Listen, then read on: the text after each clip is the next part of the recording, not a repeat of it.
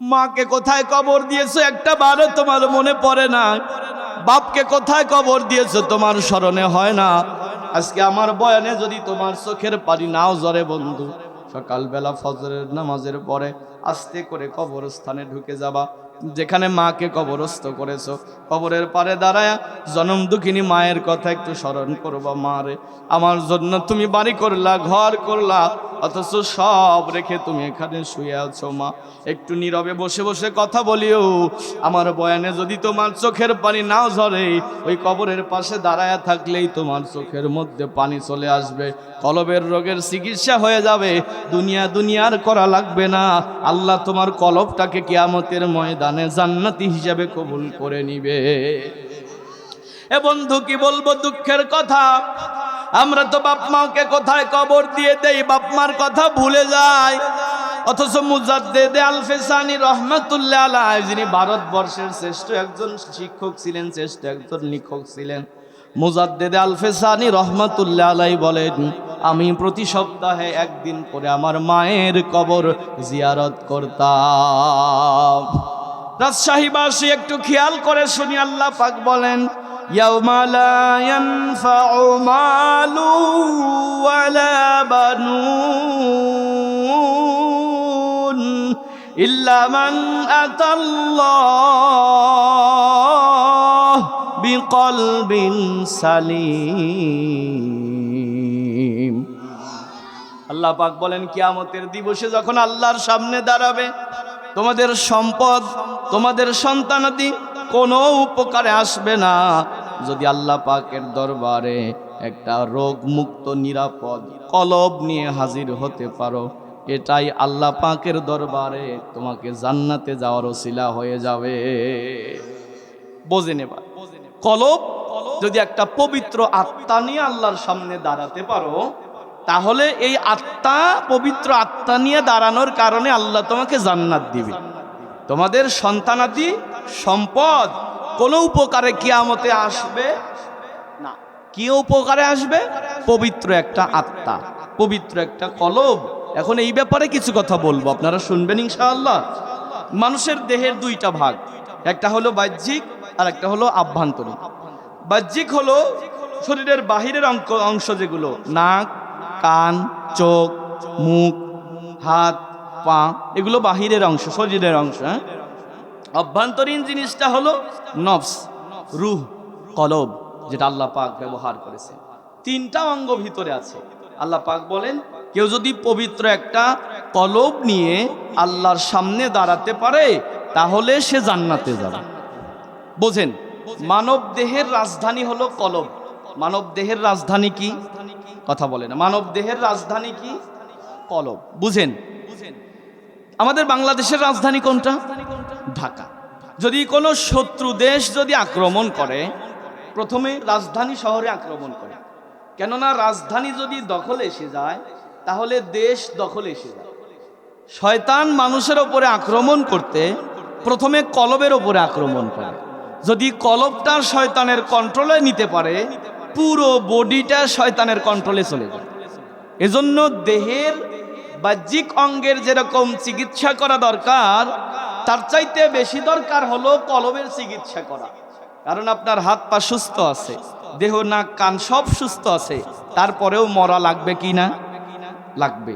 কিন্তু কলবের মরণ নাই, এটা হলো শুধু স্থানান্তর হয়। রুহুটা এখান থেকে ঊর্ধ্ব জগতে যায়, নাই নিম্ন জগতে যায়। কিয়ামতের ময়দানে এটা আল্লাহর সামনে দাঁড়িয়ে যাবে। তাহলে এই দেহের চাইতে কলবের দাম একটু বেশি, নাকি বলেন? কথা বলে না, বেশি না?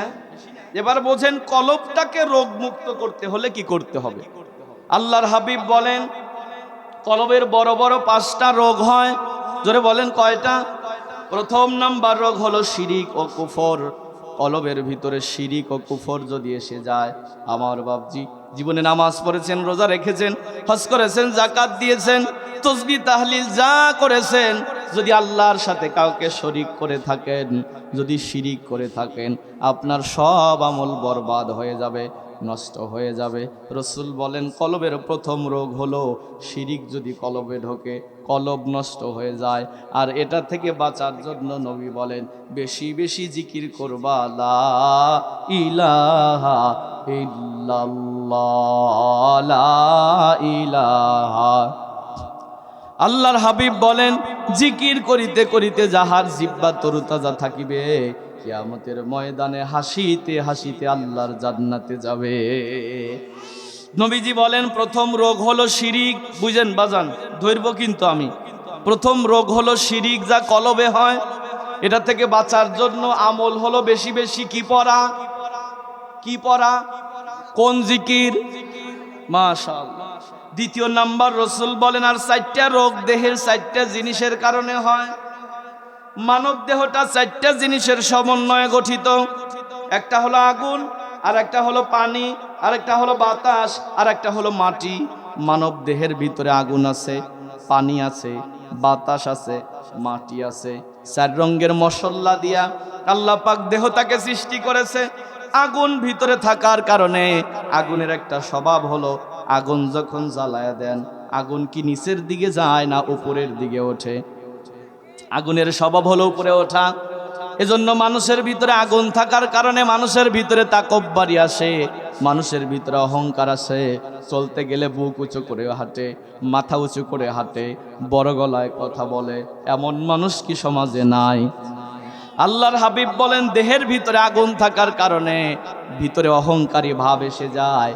যদি এই ভাবটা দূর করতে চাও, আল্লাহর হাবিব বলেন 5 ওয়াক্ত নামাজ পড়বা। কারণ মানুষ যখন অহংকার করে কপাল তার উঁচুতে রাখে, বুক টান করে হাতে।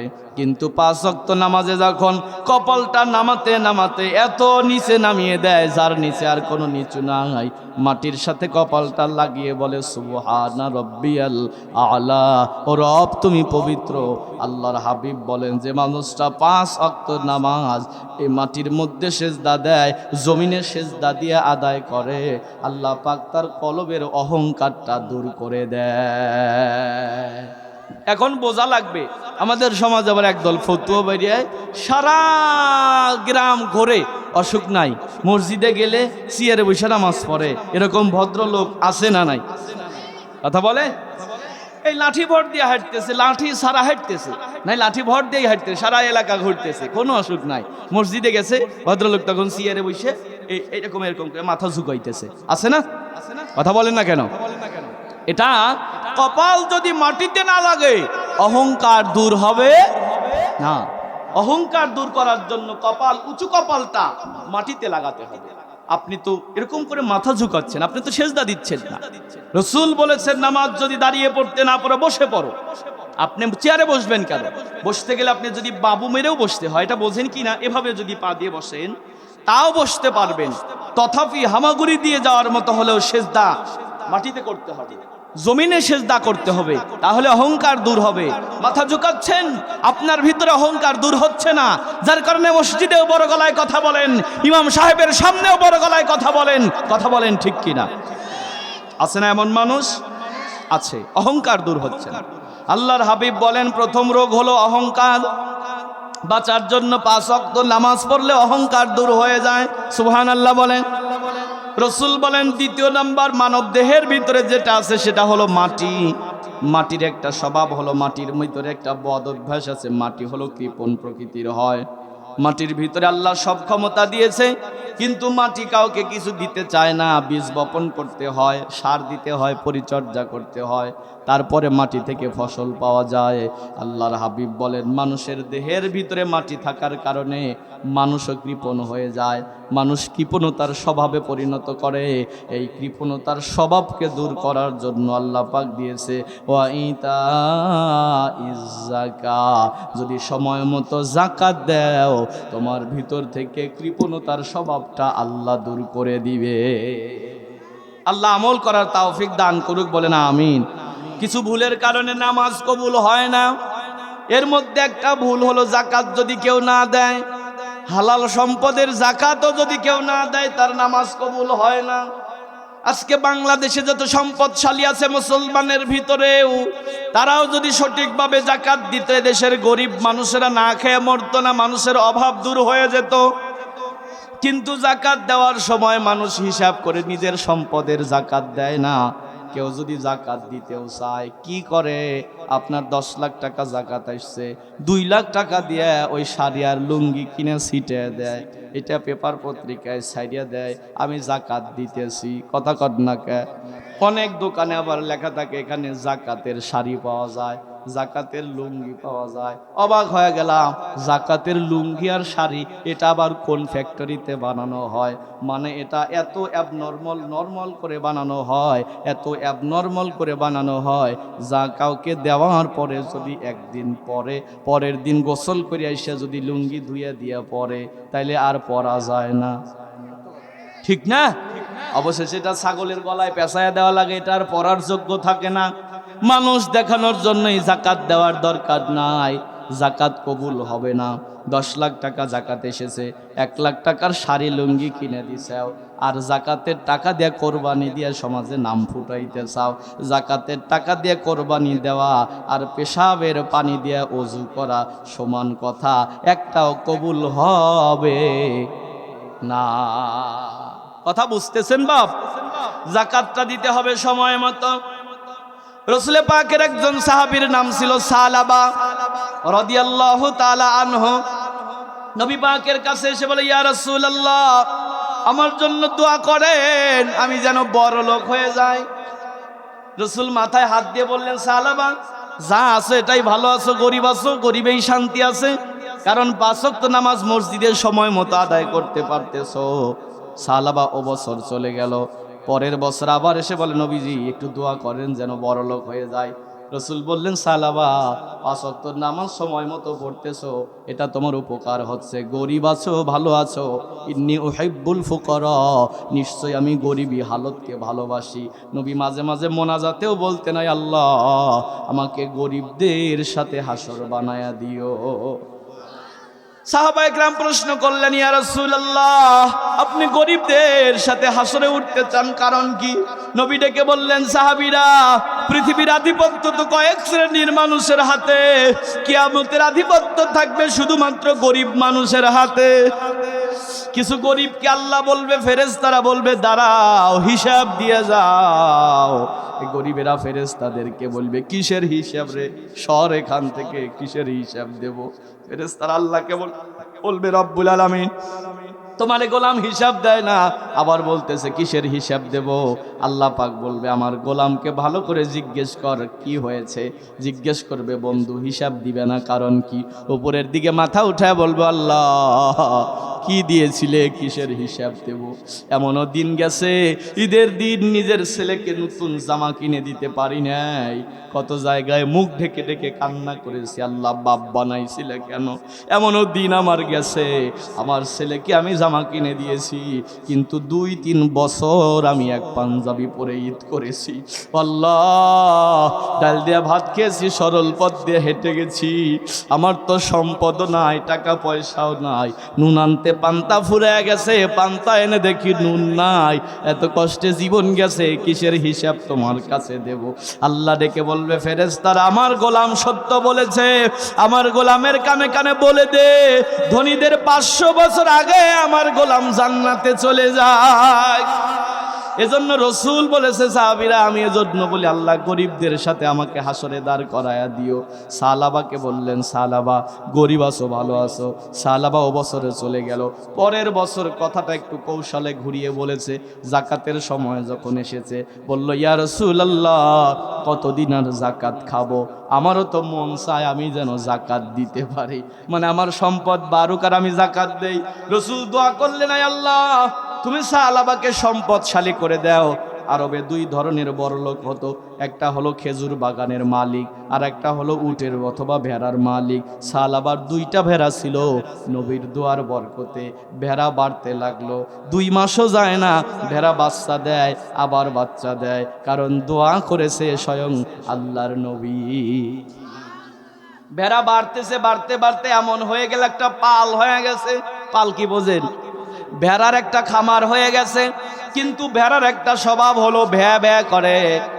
গ্রামের লোকজন বলল, সালাবা এত ভেড়া যদি একসাথে পাইলতে নেও গ্রামে পালা যাবে না, একটু ওই দিকে যা মাঠের ভিতরে তুমি খামার করো। সালাবা মাঠে যা খামার করেছে, ওইখানে ভেড়া লালন পালন করে। আগে যখন গরিব ছিল, নবী পাকের পিছনে 5 ওয়াক্ত নামাজ জামাতের সাথে আদায় করেছে। এখন সালাবা ওই মাঠের ভিতরে কাজ করতে যায়, ফজরে আসে আর এশায় আসে, বাকি ওয়াক্ত নামাজ সালাবা খামারেই পড়ে নেয়। প্রশ্ন রাজশাহীবাসী, সালাবার লাভ হচ্ছে না লস হচ্ছে?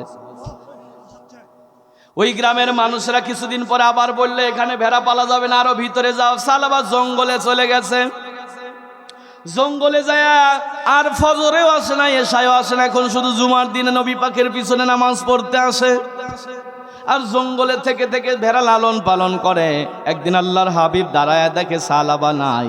সাহাবীদেরকে বললেন, আইনা সালাবা, সালাবা কোথায়?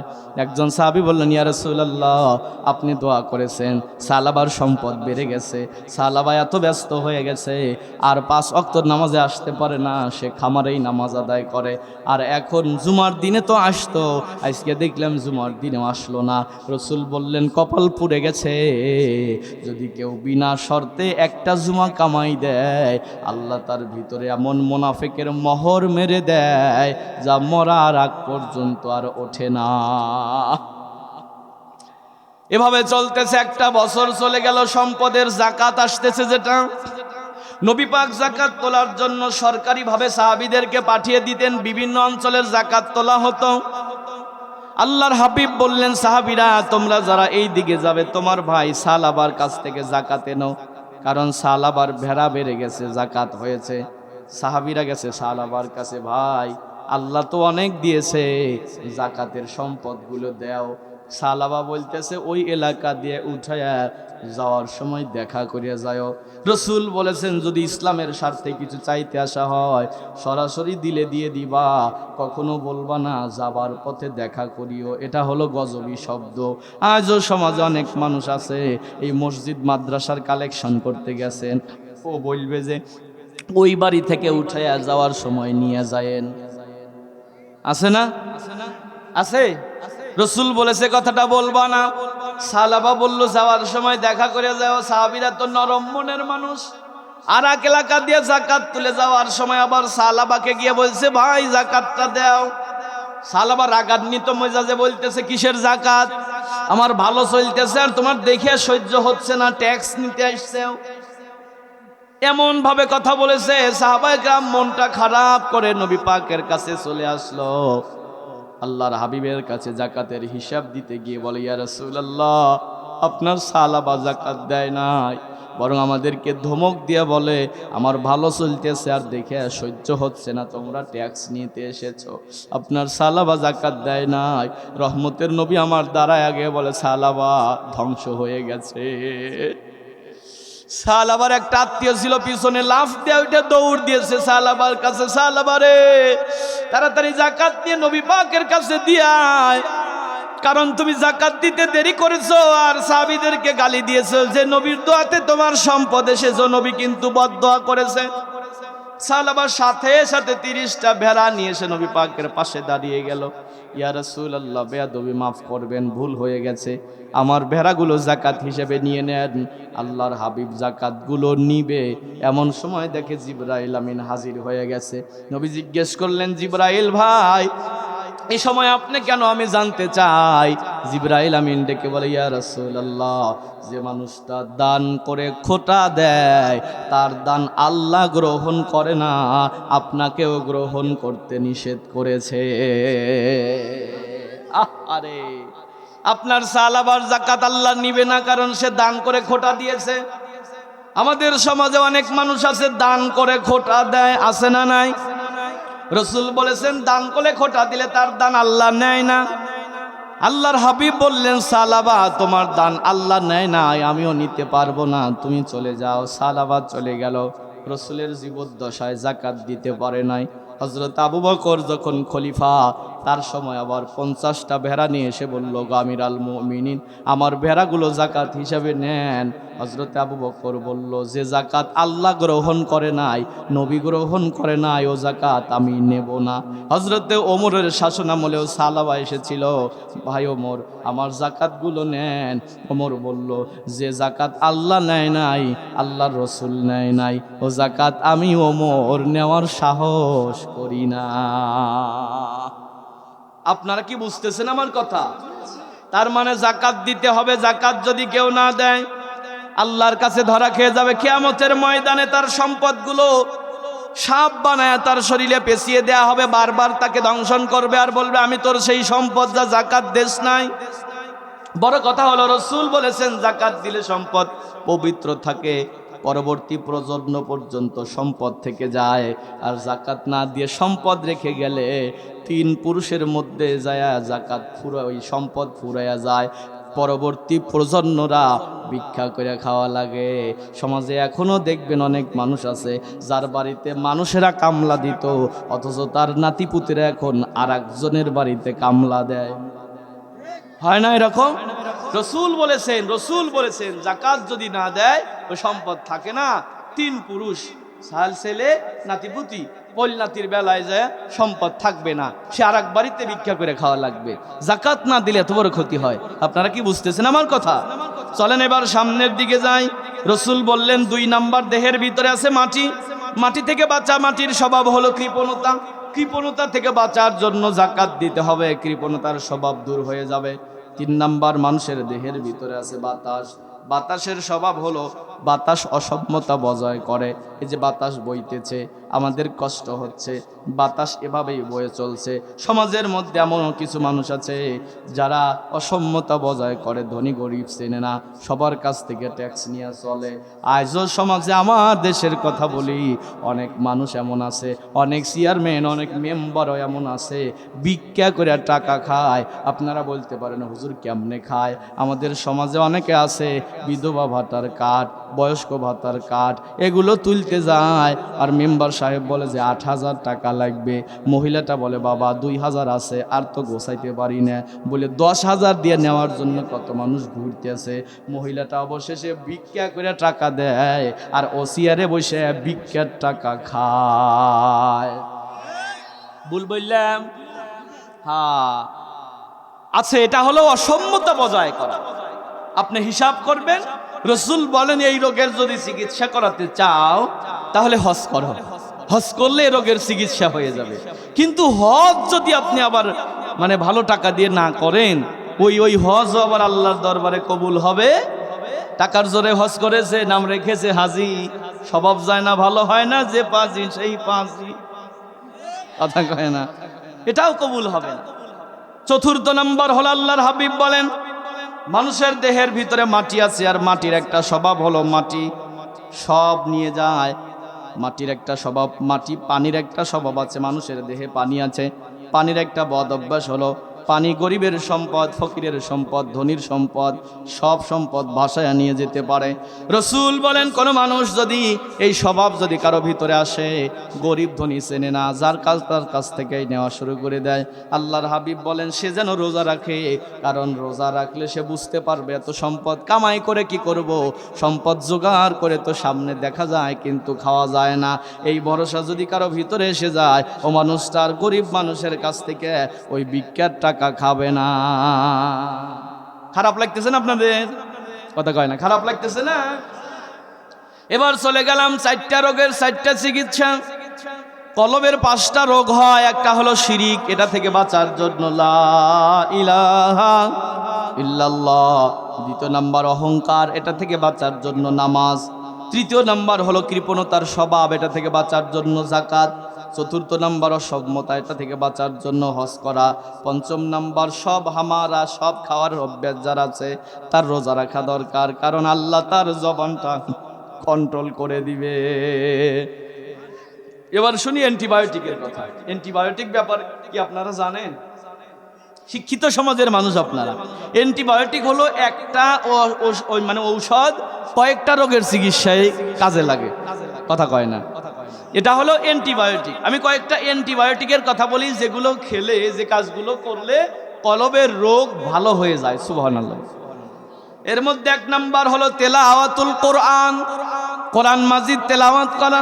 রসুল বলেছে যে ব্যক্তি প্রতিদিন কোরআনের একটা আয়াত করে হলেও তেলাওয়াত করে, আল্লাহ তার কলবের রোগগুলো দিবে না, সে সুস্থ থাকবে, কলবটা তার ভালো থাকবে। দুই নাম্বার হলো জিকরুল্লাহ, আল্লাহ পাকের জিকির করলে কলব ভালো থাকে, কলবের রোগ ব্যাধি হয় না। তিন নাম্বার হলো আল্লাহর হাবিব বলেন জিকরুল মাউত, মরণের কথা স্মরণ করা। যত বেশি মরণের কথা স্মরণ করবে মানুষ তত ভালো হয়ে যাবে।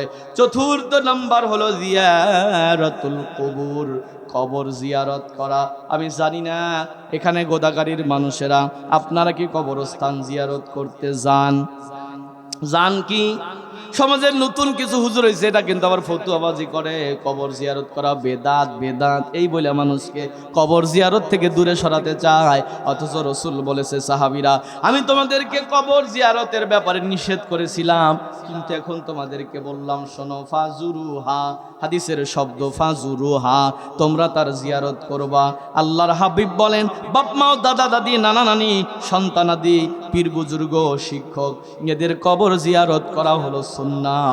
কিন্তু কবরে যায় মাথা ঠেকানো, কবরে যায় কিছু চাওয়া, কবরে যায় গড়াগড়ি করে কিছু বলা, এটা হলো শিরিক। রসুল বলেছেন কবর জিয়ারতে যাবে, তবে কিছু তার কাছে না চায়, তাকে যা পারো দিয়ে আসবে। চাঁপাইনবাবগঞ্জবাসী, ভোলাহাটবাসী, সব জায়গা কথা আমি বলেছি, এখানেও বলে যাই বাজার, কবরস্থানে বেশি বেশি গমন করবেন, কলবের রোগের চিকিৎসা হয়ে যাবে। কেন বন্ধু জানো? মাকে কোথায় কবর দিয়েছো একটা বারো তোমার মনে পড়ে না, বাপকে কোথায় কবর দিয়েছো তোমার স্মরণে হয় না। আজকে আমার বয়ানে যদি তোমার চোখের পানি নাও ঝরে বন্ধু, সকালবেলা ফজরের নামাজের পরে আস্তে করে কবরস্থানে ঢুকে যাবা, যেখানে মাকে কবরস্থ করেছো, কবরের পারে দাঁড়ায়া জনম দুঃখিনী মায়ের কথা একটু স্মরণ করবা। মা রে, আমার জন্য তুমি বাড়ি করলা, ঘর করলা, অথচ সব রেখে তুমি এখানে শুয়ে আছো। মা, একটু নীরবে বসে বসে কথা বলিও। আমার বয়ানে যদি তোমার চোখের পানি নাও ঝরে, ওই কবরের পাশে দাঁড়ায়া থাকলেই তোমার চোখের মধ্যে পানি চলে আসবে, কলবের রোগের চিকিৎসা হয়ে যাবে, দুনিয়ার করা লাগবে না। আল্লাহ তোমার কলবটাকে কিয়ামতের ময়দানে জান্নাতি হিসাবে কবুল করে নিবে। এ বন্ধু কি বলবো দুঃখের কথা, আমরা তো বাপ মাকে কোথায় কবর দিয়ে দেই, বাপ মার কথা ভুলে যায়। অথচ মুজাদ্দেদে আল-ফেসানি রহমাতুল্লাহ আলাইহি, যিনি ভারতবর্ষের শ্রেষ্ঠ একজন শিক্ষক ছিলেন, শ্রেষ্ঠ একজন লেখক ছিলেন, মুজাদ্দেদে আল-ফেসানি রহমাতুল্লাহ আলাইহি বলেন, আমি প্রতি সপ্তাহে একদিন করে আমার মায়ের কবর জিয়ারত করতাম।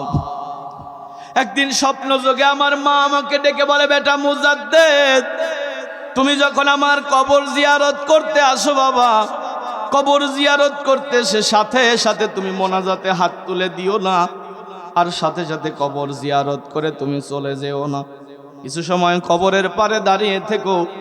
মুজাদ্দেদে আল-ফেসানি রহমাতুল্লাহ আলাইহি স্বপ্ন যোগে বলে, ও মা, মারে আমি বুঝলাম না, ও মা কেন তোমার কবরের পাশে দাঁড়ায় থাকবো? মা ডেকে বলে, বেটা মুজাদ্দেদ, তুমি যখন আমার কবরের পাশে এসে দাঁড়িয়ে যাও, আমার আল্লাহ তোমাকে দেখার জন্য ব্যবস্থা করে দেয়।